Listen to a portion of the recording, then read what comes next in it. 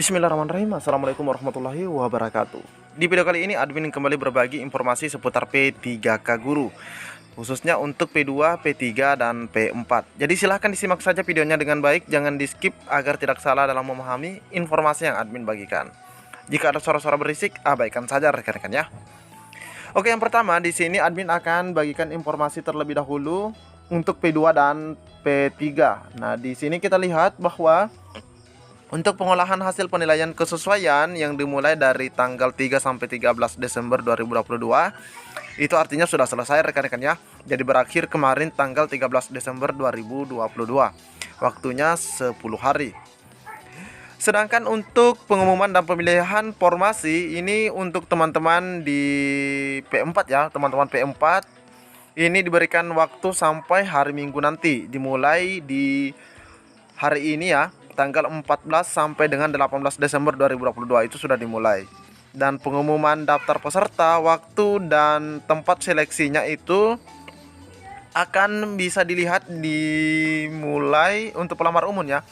Bisa dilihat sebenarnya di tanggal 13 sampai 15 Januari 2023. Jadi nanti bisa dilihat ya di tanggal 13. Jadi ini untuk yang pelamar umum, silahkan dicek baik-baik apakah sudah sesuai rekan-rekan ya dengan kualifikasi akademiknya. Oke, kita lanjut lagi ke informasi selanjutnya. 1199 udah ada tempatnya semua. Oke, terus P3-nya jumlahnya ada berapa Pak?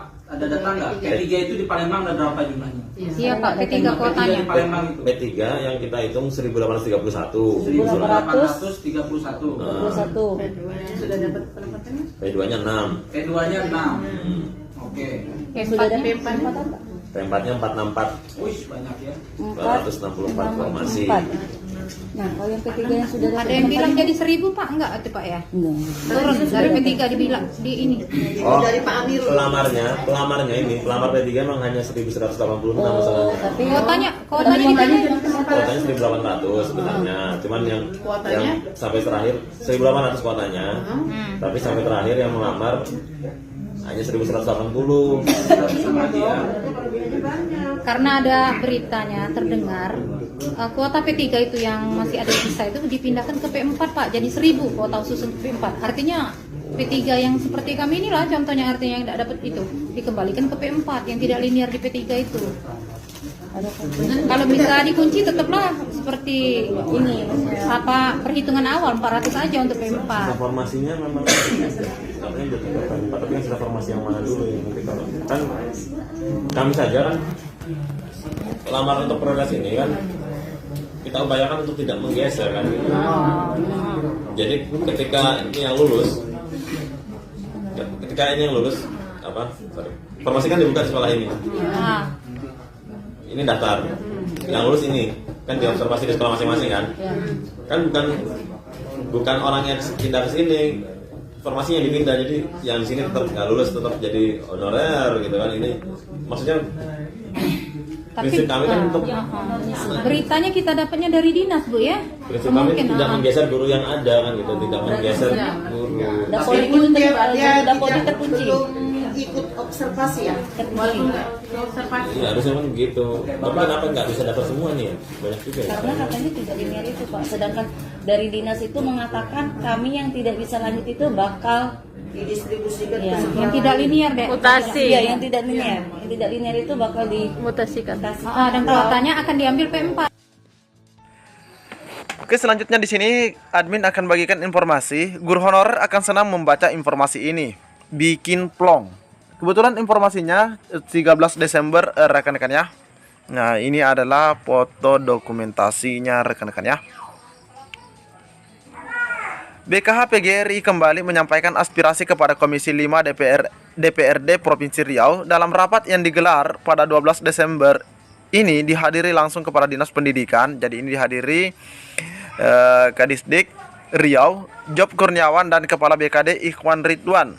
Ketua Komisi 5 DPRD Riau, Robin Hutagalu mengatakan pihaknya telah menerima sejumlah aspirasi yang disampaikan Ketua BKH PGRI, yaitu Bapak Eko Wibowo. Jadi Bapak Eko Wibowo itu adalah Ketua BKH PGRI. Robin meminta Dinas Pendidikan dan BKD Riau membantu permasalahan guru honorer.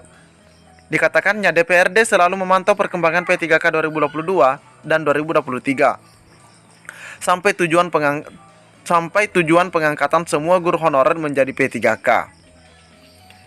Kami minta Dinas Pendidikan Riau memfasilitasi guru honorer agar tidak ada lagi masalah. Nah ini ya, agar tidak ada lagi masalah untuk pendaftaran P3K ke depannya. Jadi ini permintaan juga. Dia juga berpesan kepada guru honorer agar hati-hati dan teliti saat mengupload berkas untuk pendaftaran P3K 2023. Nah, ini banyak sekali yang gugur gara-gara hal ini rekan-rekan ya. Mungkin karena sudah mepet waktunya sehingga tidak begitu fokus ketika upload dokumen. Sehingga mereka di TMS-kan. Dinas Pendidikan Riau diharapkan menginstruksikan kepada kepala sekolah untuk merapikan dapodik guru honorer agar sesuai linearitas ijazahnya. Apalagi dengar-dengar di tahun 2023 itu untuk guru bahasa Inggris sudah bisa dilinearkan untuk guru kelas di SD rekan ya. Untuk guru kelas jadi sudah bisa. Diminta agar Dinas Pendidikan Riau mengusulkan formasi untuk P3K 2023 dengan membuka semua mata pelajaran termasuk muatan lokal. Sementara itu, PLT Kepala Dinas Pendidikan Job Kurniawan menjelaskan upload berkas pendaftaran P3K hanya berlaku 1 kali. Nah ini benar juga. Sistem seleksi calon aparatur sipil negara atau CSN itu langsung dari pusat. Ada data yang bisa diubah dan tidak bisa diubah. Ia menyampaikan akan mengambil semua kebutuhan formasi. Hanya linearitas guru honorer ditetapkan Kemendikbud Ristek. Nah betul juga rekan-rekan ya. Karena kalau masalah linearitas ini adalah ranahnya Kemendikbud. Untuk data guru honorer, linearkan di Dapodik. Kami sudah memanggil Kepsek, nah ini ya, agar guru honorer mengajar sesuai ijazahnya. Sebut Ekoi, sapaan akrab Ekoi Bowo. Data BKH PGRI Riau masih kekurangan guru sekitar 8.000 orang. Jadi untuk Riau sendiri ada kekurangan sampai 8.000 orang. Job Kurniawan berpesan guru honorer jangan pindah sekolah sebelum pendataan selesai. Nah ini juga ada pesan ya. Mengenai proses untuk pengangkatan P3K, semua guru honorer sedang dalam proses. Ia juga menegaskan tidak ada pemberhentian guru honorer dan gaji tetap dianggarkan dalam APBD Riau. Kemudian mengenai guru P3K akan dikontrak selama 2 tahun, lalu akan dievaluasi ke depannya. Ini untuk guru honorer di sana itu 2 tahun rekan-rekan ya. Karena berdasarkan aturan itu minimal 1 tahun dan maksimalnya itu adalah 5 tahun untuk kontrak P3K ini. Sementara itu, Kepala BKD Riau Ikhwan Ridwan menambahkan upload berkas pendaftaran P3K hanya berlaku 1 kali. Ia juga menegaskan seleksi P3K formasi guru bukan hanya formalitas, tetapi termasuk penilaian. Keputusan juga dikeluarkan pemerintah pusat.